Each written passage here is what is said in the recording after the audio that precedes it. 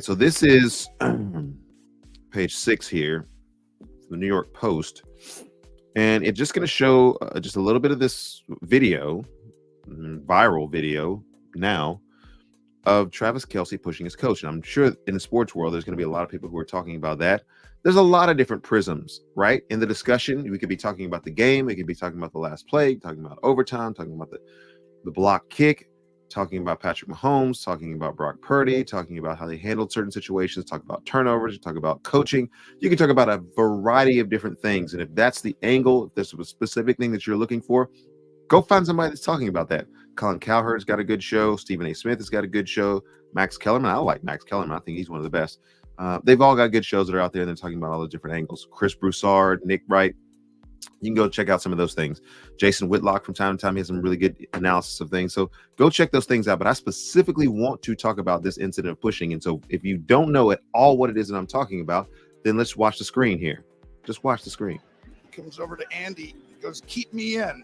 What happened is, on the fumble, he was not in the game. Noah Gray went in. Okay.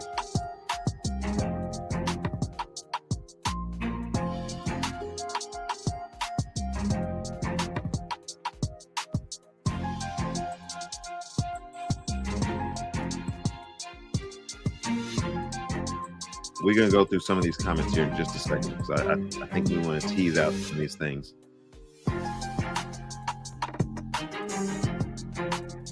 Fumble. All right, so here's the deal. Comes over to Andy. He goes, keep me in. What Pushes happened the is, coach, almost knocks him over. Fumble, he was not yelling at his coach. And it's kind of like he was shocked by that. The play in question was not one in which, like Sandlot football, he's open. Give me the dang ball, Keyshawn Johnson. Give me the dang ball. That wasn't at all what was going on there. He wasn't even in the game.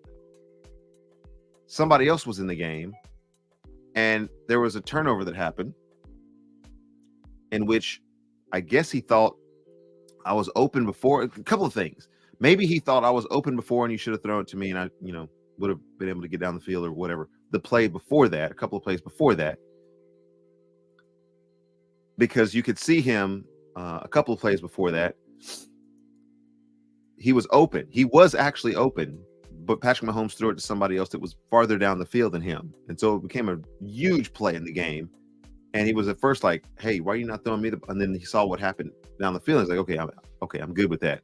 Well, they took him out of the game the next play, and then they turned the ball over. And so he's coming up to Andy Reid, and he's pushes him. And I don't know any other way to describe that. I played college basketball. If I ran up to the referee and angrily made contact with the referee to the point where the referee stumbled, I would be out of the game. This is unacceptable. That is unacceptable. In relationship to the coach, there is in sports an unwritten rule. You can go back and forth with one another. The emotions of the game and the things that are at stake, especially in a Super Bowl, those run high. Those run hot. You can go back and forth with one another if you're in that kind of environment. But the second physical contact is made with regards to the player and the coach, the player has overstepped his bounds.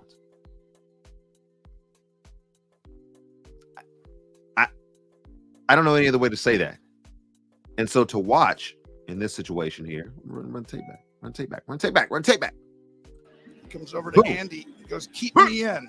What happened is, you're playing football on the coach. Fumble, he was not in the game. Noah Gray went in. And his teammate, Jerick McKinnon, comes over and grabs him and says, whoa, hang on a second. Hang the heck on. The Kansas City Chiefs this last year, even though they won the championship, even though they're talking like, hey, we're coming back next year, I don't think so. And it's not because of Patrick Mahomes. I think that Travis Kelce has become a cancer in that locker room. If he doesn't get the ball, he's a pouty, whiny, spoiled, entitled, belligerent, abusive. This is words. Player on that team. Let's read some of the headlines. The team fumbled. Okay, he's irate, coach. Coach didn't fumble the ball. The player that fumbled the ball. Now, here's another angle. And I haven't listened to any of the shows. I'm recording this before any of the shows have come out. This is not my normal recording time. I've got to pre-record because I'm going to be on the road for the next couple of days. But you guys need your content, and I want to give it to you.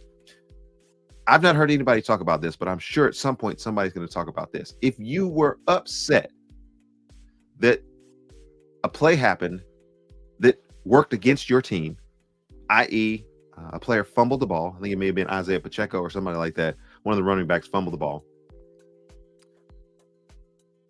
Maybe it was Edwards-Helaire who fumbled the ball. I don't know who fumbled the ball, but they fumbled the ball. You're upset about that play.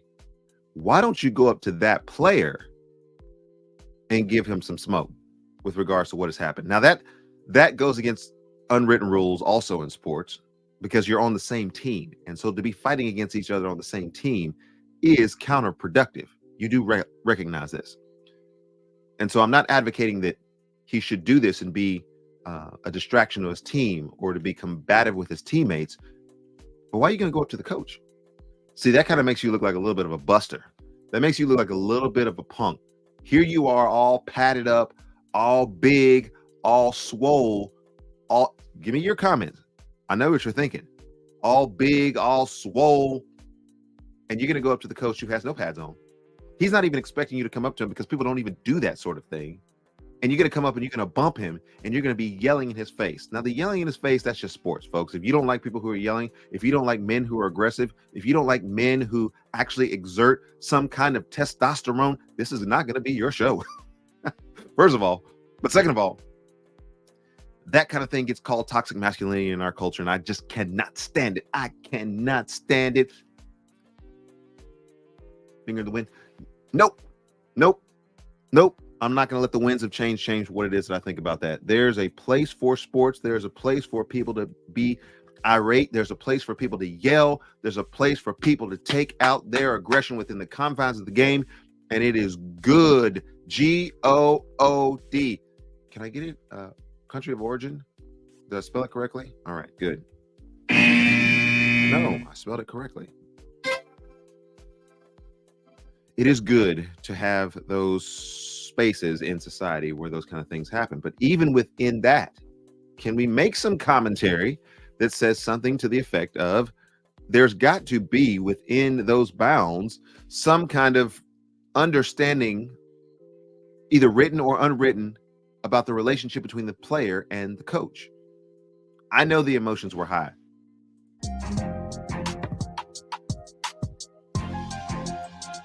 He wants to be in the game.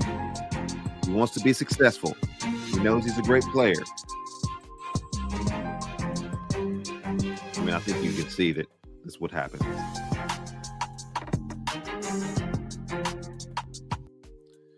So I made this comment at the time. We're gonna get off of this one. I made the comment at the time, the way the Kansas City Chiefs run their offense, it's a lot of misdirection. It's a lot of reading what's going on. Got motion that's going on there, so you can kind of determine whether they're in the zone or they're playing man-to-man.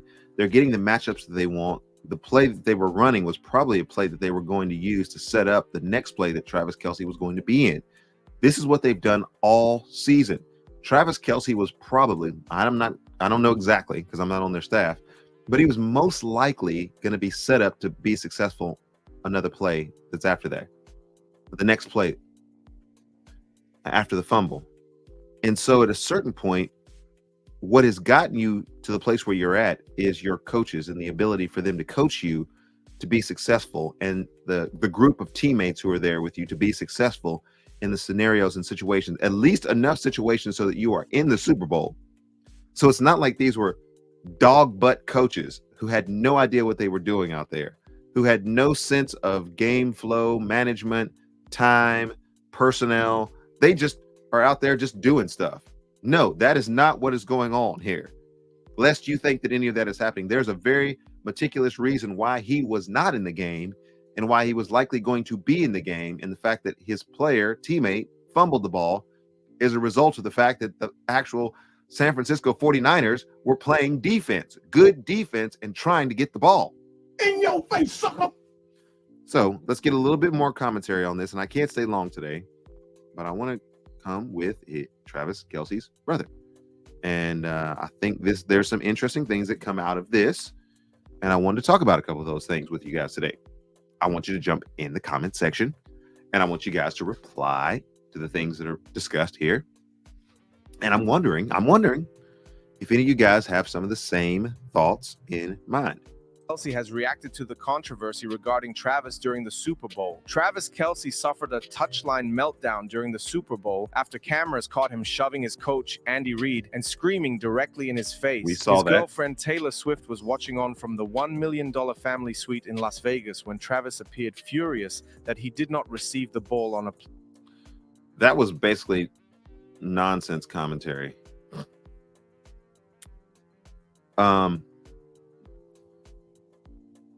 The $1 million suite that Taylor was in, there was so much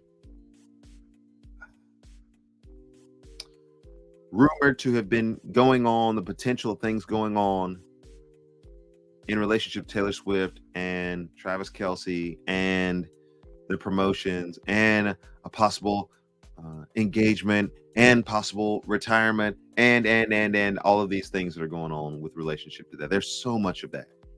Such a popular story, so galvanizing. I'd mentioned something. There was a group of, we watched the game with a group of teenagers. They were all in the other room.